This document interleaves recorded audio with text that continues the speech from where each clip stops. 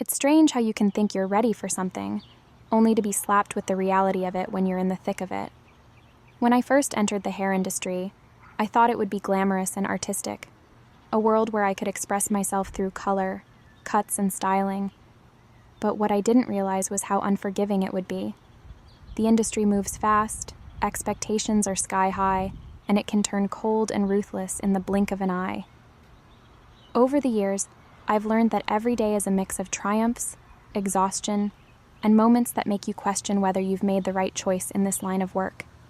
One of the first things I learned was how easily a masterpiece can be destroyed by a client's unspoken or unrealistic expectations. I vividly remember a client who came in for a balayage. She'd booked a full session, nothing out of the ordinary, and we had a long conversation beforehand about the exact shade she wanted. She showed me pictures of soft, honey-colored waves, asking for something warm but natural. The process took hours. I carefully applied the lightener, making sure the strands were placed in such a way that the end result would look seamless, almost like the sun had naturally kissed her hair. When I finally rinsed the color and dried it, I thought it looked amazing. There was that perfect combination of depth and brightness. Everything just felt right.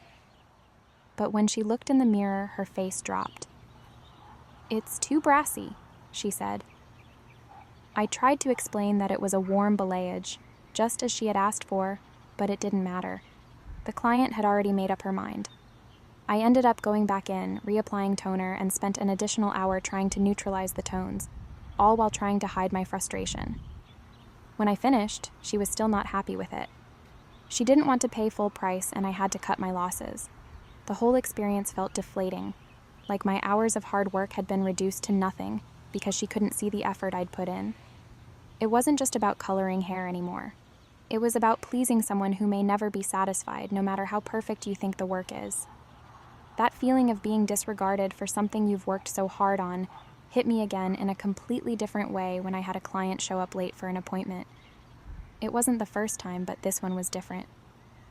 She had a blowout scheduled for 10 a.m. on a Saturday, and I knew the salon would be packed all day. She walked in 30 minutes late with no apology, no explanation. The clock was ticking and I had other clients waiting, but she was insistent on still getting her full blowout, despite the fact that it meant cutting into my next appointment's time. I rushed through it, trying to make sure she looked good, but still finish in time for the next person. Of course, she didn't like it. She said her hair was too flat, and that she'd expected it to have more volume. In that moment, I felt the tension between wanting to accommodate her and knowing I had to move on. She wasn't just dissatisfied, she demanded a refund, something I knew wasn't typical, especially for a late appointment. She even suggested that I pay for her next service as a form of compensation for wasting her time. That's when I realized that, to some clients, your effort and time don't matter unless it's perfectly aligned with their own expectations. The worst part? The salon didn't back me up. They told me I should have done better to manage her expectations, even though it was clear I'd done everything I could given the circumstances. I learned that in this industry, no matter how hard you try, sometimes the customer's perception is all that matters, and it can turn ugly fast. The pressure for perfection becomes even more real when a client comes in with a vision that demands something extreme. I had this one client who was adamant about going platinum blonde. No hesitation, no doubt. She had medium brown hair, and it was clear from the start that this wasn't going to be a simple process. I knew it would take several hours, maybe even more than one session, but she was insistent. She wanted that icy blonde, and she wanted it now. I spent hours mixing the right bleach, carefully applying it section by section and making sure the lift was even. When I finally rinsed her out and dried her hair, I was exhausted but proud of the result. Her hair was undeniably blonde. Maybe not as platinum as she imagined, but still bright and shiny with minimal damage. When she looked in the mirror, though, there was this weird silence. I could feel her disappointment before she even said anything. "It's not exactly what I wanted," she murmured. I offered to tweak it, to add more toner or make adjustments, but she said, "It's fine," with a fake smile. She tipped generously, but I could tell the connection was lost. The work that I'd done wasn't appreciated as much as the work I'd expected. There was no real excitement or appreciation for the time and skill I'd put into her transformation. That kind of interaction stings. It's not about the money. It's about that feeling of being invisible despite everything you've done. It's the kind of thing that makes you question whether you're truly being seen for your skill or just for what you can provide in the moment. One of the hardest things to grasp in the hair industry is the physical toll it takes on you. During the holiday rush, I worked a series of 12-hour days. I was doing back-to-back appointments, barely taking time to eat or drink. The adrenaline and caffeine kept me going, but by the end of the week, I felt like I was running on fumes. I'd do 3 or 4 color services, squeezing them into every available slot, then run over to do a quick blowout or trim in between. And it wasn't just the clients who had high expectations. I had the salon pushing me to meet numbers and goals. The constant juggling of client needs with the urgency to get to the next one made everything feel frantic.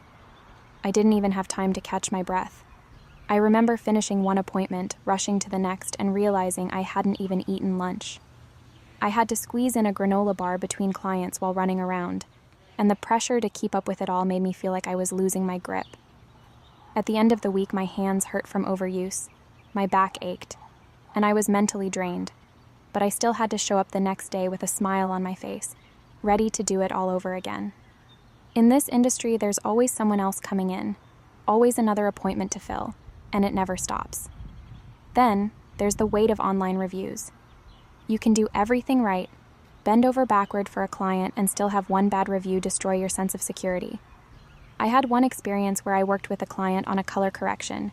She came in with heavily damaged hair, and after a thorough consultation, I warned her that the process would be long and the results might not be immediate. It was a huge job, fixing uneven color, lifting old tones, and giving her hair a fresh start. I worked for hours, carefully blending and toning, and I thought the result was pretty good.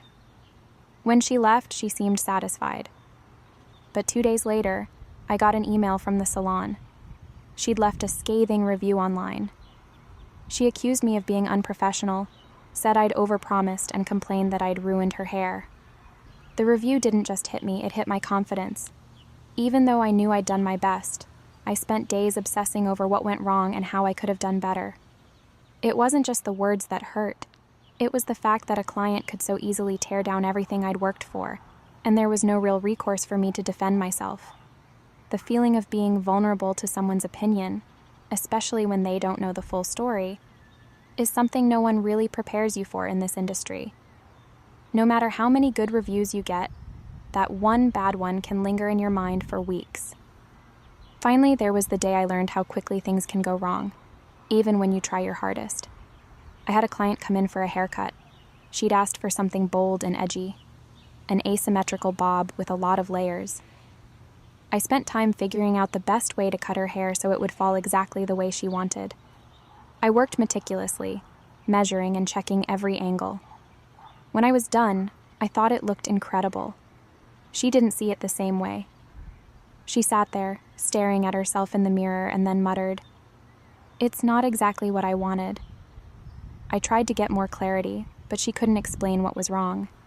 She was polite about it, but I could tell she wasn't thrilled. I offered to adjust it, to make the cut even more dramatic, but she left the salon with a half smile, thanking me as if I hadn't just spent 2 hours trying to make her feel like $1,000,000. The whole thing left me feeling deflated. No matter how hard you try to understand your client's vision, sometimes they're just not happy, and there's nothing you can do to fix it. You're left wondering if you did something wrong, or if it was just a matter of miscommunication. In the end, the hair industry isn't for the faint of heart. The pace is relentless, the expectations are high, and the reality is often much harsher than you expect. It's not just about the art. It's about resilience. It's about surviving the emotional toll, pushing through the burnout, and finding a way to keep going, even when everything feels like it's falling apart.